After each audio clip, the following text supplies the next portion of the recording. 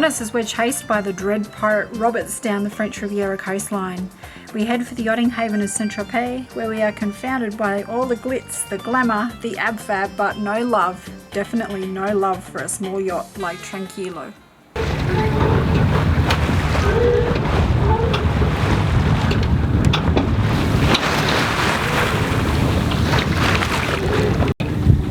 Tranquilo travels really nicely in light winds. So the wind's been around 4.8 to 5.5, and we've been travelling around 4.3, 4.5. So really nice. Some boats you're crawling along if the wind's only at 5 knots, but Tranquilo's going along nicely. It does help that it's off the beam as well. Well, that's something new for us. We're actually getting caught by another yacht. It reminds me of the Princess Bride and the dastardly Captain Roberts, who was chasing down the kidnappers, and slowly but surely he was reining them in. Well, this is what it feels like. They're not catching up on us fast, but slowly and surely they are catching up.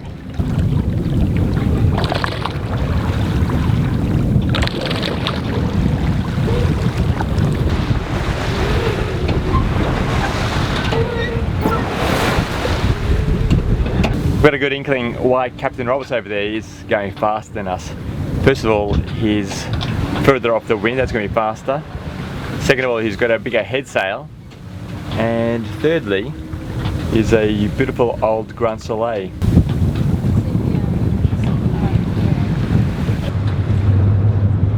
The town on the horizon is Antibes.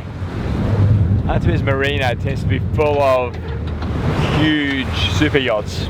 Talking about in the vicinity of 80 to 100 meters on average, and they fly flags mainly from countries which produce a lot of oil. We've been there before, so we're not particularly interested in going in, but the town does have one thing of note. Following World War II, Picasso moved into town and got himself a little house right on the waterfront. And the house now is open to visitors and has some splendid works of Picasso's. So if you're into Picasso, it's maybe worth dropping into Antibes just for that.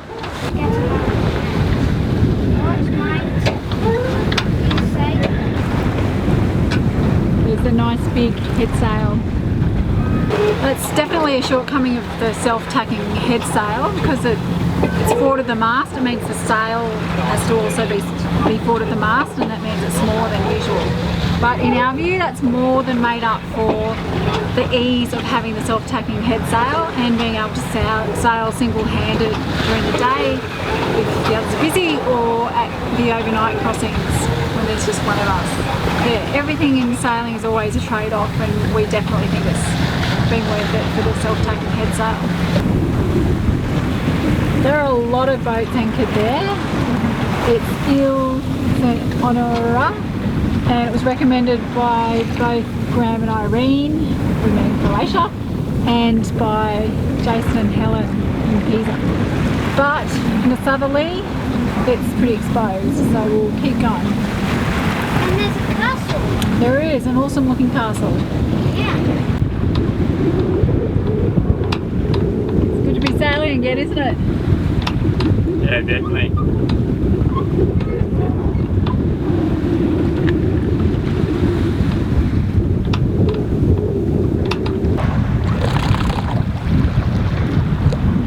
There's our friend on the magnificent Grand Soleil again. He went just a bit into Cannes and then he's come out, and again he's catching up on us.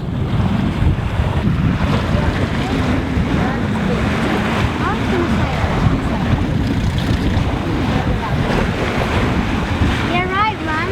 That head sail is bigger than the mainsail.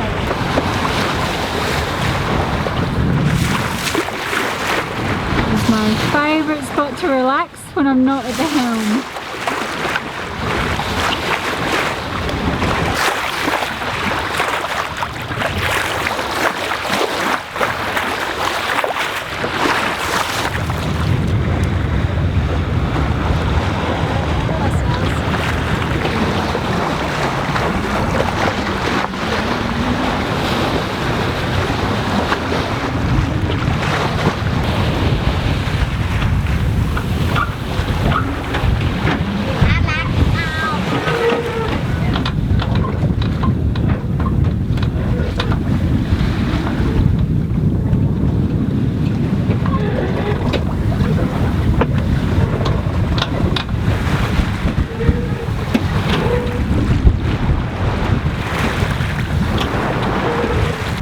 That remarkable mount is the Massif La Astrale. Geologically speaking, the Massif is one of the oldest bits of rock in all of France and was pushed up before the Alps. But over time, water and wind have eroded much of it, so you get what you see here. Up until the 60s, it was covered in pines and oak, but a major fire destroyed much of it. And even though they've tried to reforest it, there's been a disease that's affected any reforestation efforts.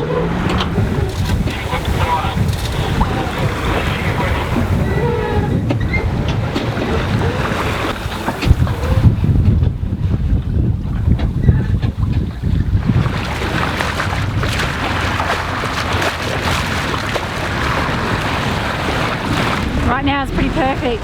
We've got that delicious mix of cruisy light winds around 6-7 knots, still ploughing ahead on Tranquilo, and beautiful warm sunny day with the sunny sparkles on the water.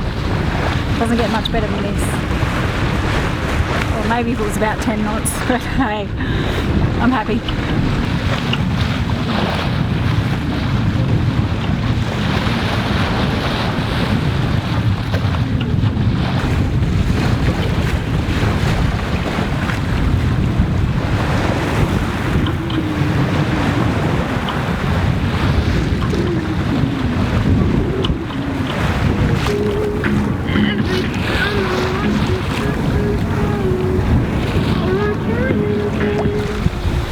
Great to have a whole day of just sailing. We had great winds, mostly closed hull, sometimes off the beam. Just wonderful. And not only that, some great scenery with the Massif de l'Astrale. We've been hand steering for the last 2 hours. Normally we're on autopilot, but this time for the last 2 hours, yes, on hand steering. We just wanted to check that everything's okay, both with the Watt&C and our Victron battery monitor. It looks like we're getting good power from the Watt&C. The voltage on the batteries has gone up from 13.1 to 13.5, which indicates power's coming in. But somehow the Victron battery monitor is not picking it up. So just going to do a bit of testing and maybe try and recalibrate the Victron. We're just heading into a place called Antibes, which is just to the south of Saint-Tropez. It's the recommended anchorage just off Saint-Tropez for southerly winds and the waves coming in from the east. So we're going to check it out.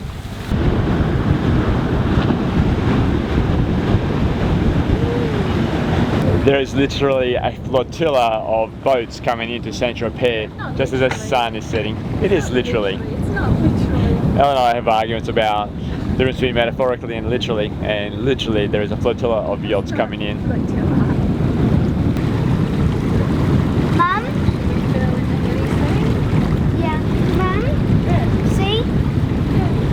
It's alright, they'll go around us.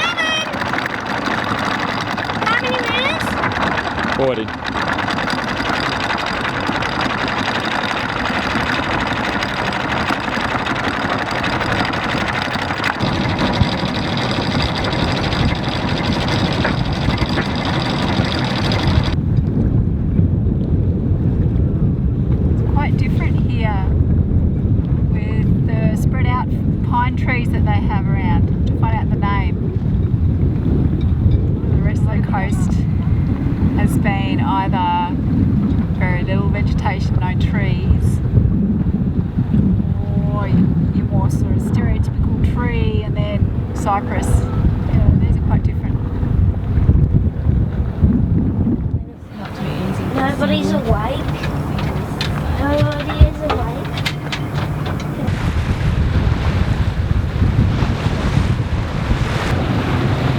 As nicely sheltered as this bay is, it's not the most exciting, where the beach is quite brown and the scenery not that inspiring.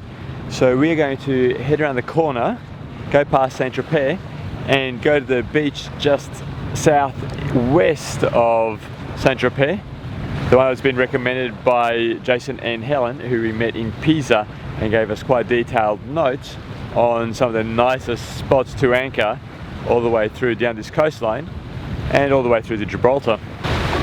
That super yacht must have a very big helicopter. Yep.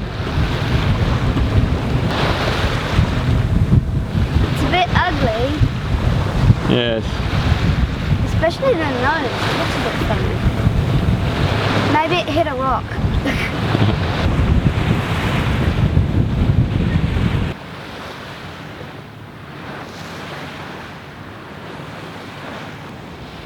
Saint-Tropez, of course, is very famous for being another one of these haunts of the rich and famous, although it was discovered much later than the other resorts further east, the likes of Beaulieu, Nice, etc.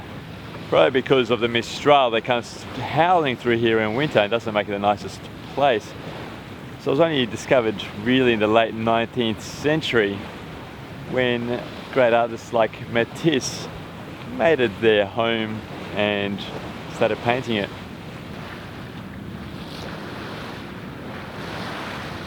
Although apparently Saint-Tropez's light has dimmed a bit and the jet set, the fashionable, have moved on to other places, other harbours that now take their fancy more.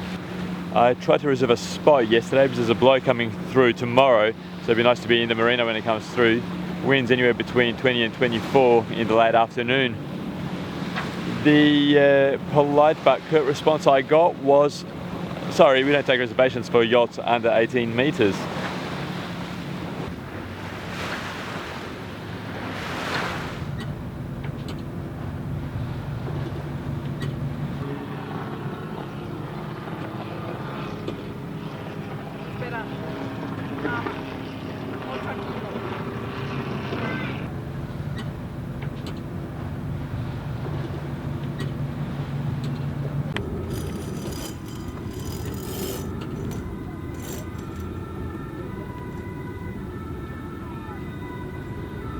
So before we head to the beach, we need to just pump up the tent. It's been about a month, so it's getting a bit flat.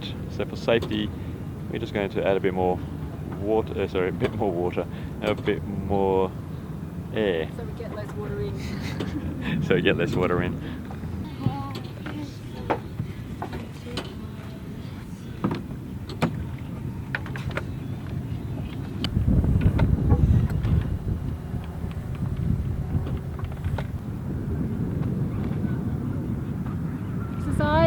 Although this in midday or something, it's going to be 20 knots. Yeah, this afternoon the wind's going to pick up. That's one of the forecasts not predicting. Unfortunately, after calling 3 times to Saint-Tropez Marina, each time they said, sorry, but we don't have space for a 14-metre yacht, so we're rowing in. And we put 6.5 scope. We're being surrounded by some munchkins over here.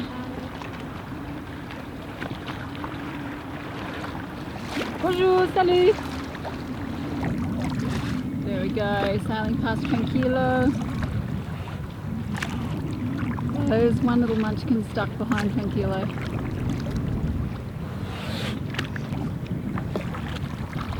I have a feeling they're being blown onto Tranquilo and they're about to hit.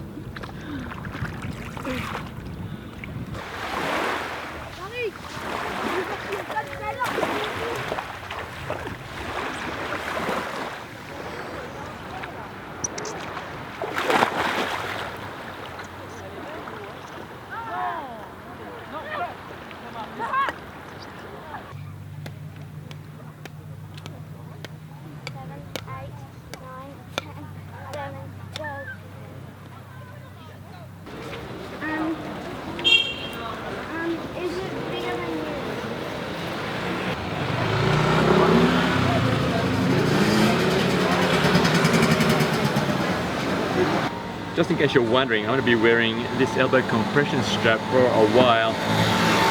About a month ago I strained it, and I expect it's probably from pulling lazy lines on the bow coming into a marina. But it stopped me from doing any exercise, anything like I do, like push-ups, anything like that, just causes it to be re-inflamed again. So I finally bought myself a compression strap. So it's my souvenir from Saint-Tropez. That looks like a very fast hybrid, and it's good for the environment. Okay, it might be. We can't get one. Why? We can't afford it? Yeah. Oh, maybe when we sell Tranquilo. You can't do it for that much. That's alright.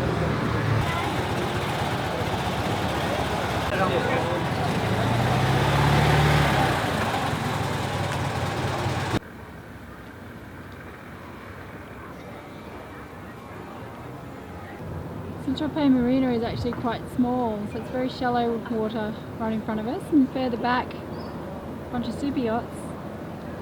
So that is just the main part of the marina, and along the wall a few more motor cruisers. So really not surprising that they couldn't fit in, or didn't want to fit in, a 14-metre sailing boat.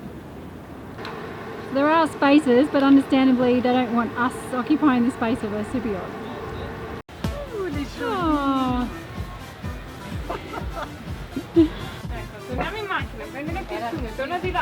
This is all very ab-fab. Absolutely fabulous. And just a bit Borat. That looked like pajamas.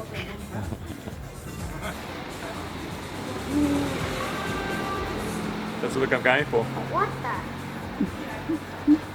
Okay, you're gonna have to work a bit harder at that, Phil. Oh, I'm going to say the obvious. The middle of Saint-Tropez is just shop after shop after shop, all clothes.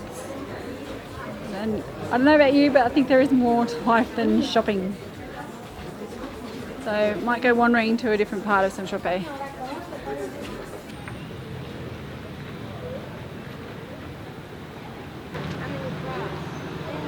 It's very French, isn't it? If this was Australia, it would be grass, but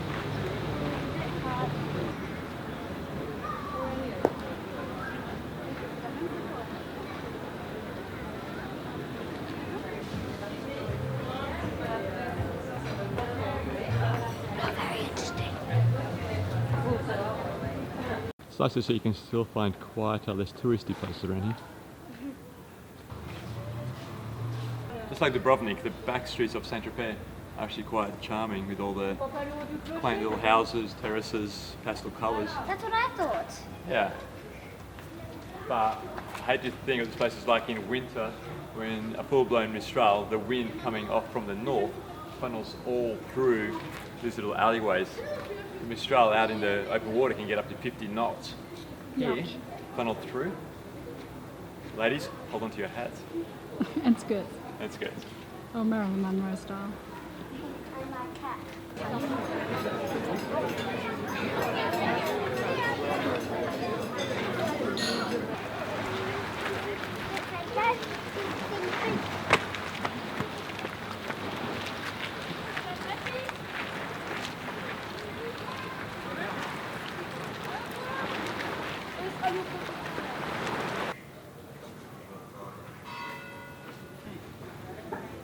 I really like these back streets in Saint-Tropez. It feels quite different to the main drag, which is all just shopping, shopping, shopping, clothes shopping. But here there's lots of art studios and old buildings, churches and that kind of thing. That one's sort of rainbow building. Rainbow building at the top, yeah.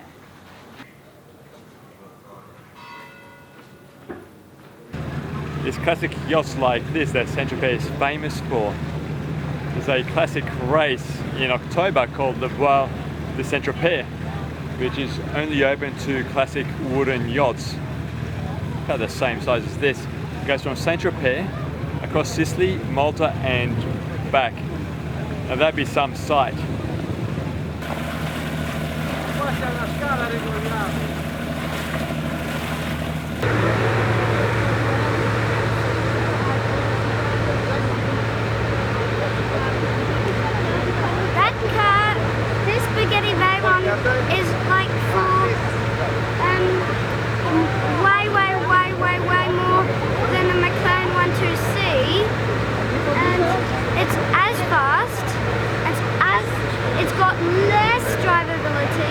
And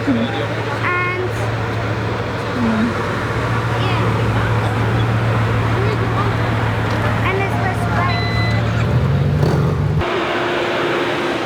They seem very rich around here.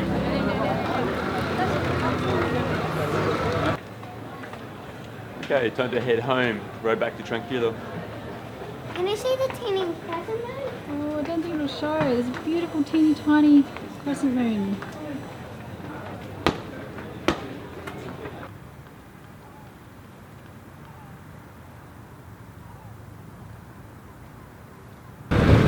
Bonjour, good morning.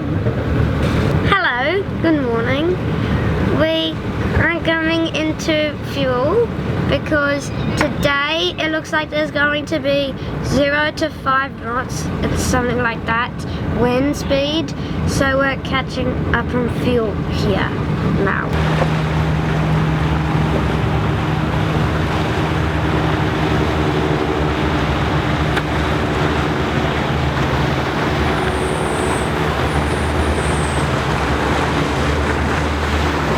Yes, they are a rather full marina, which I'm amazed at. It's the most expensive marina around these parts yet. It's the one thing we've discovered that's cheap in Saint-Tropez is the diesel. I guess they get it bulk for all these big boats. $1.55. We just paid $1.70 in Italy a couple of weeks ago. Got to look on the bright side of things. One thing's cheap here.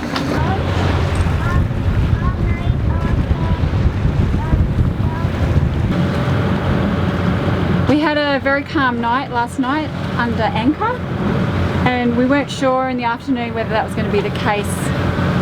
So one of the predicted wind models said that there'd be a big blow.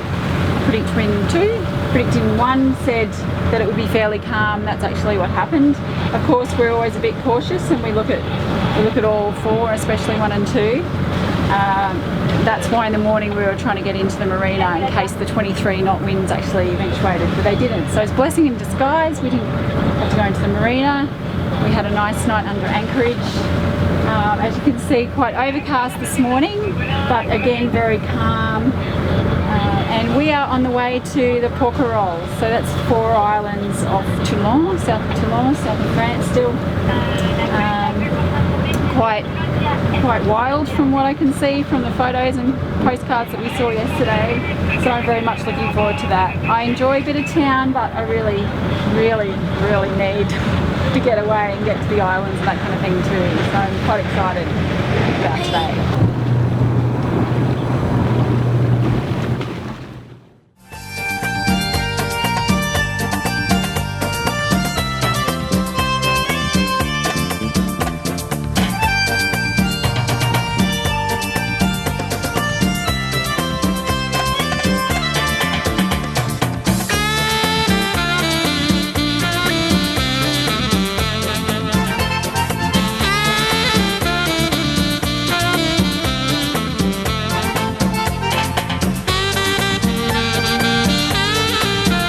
If you like this video, please click like below and subscribe to follow our adventures.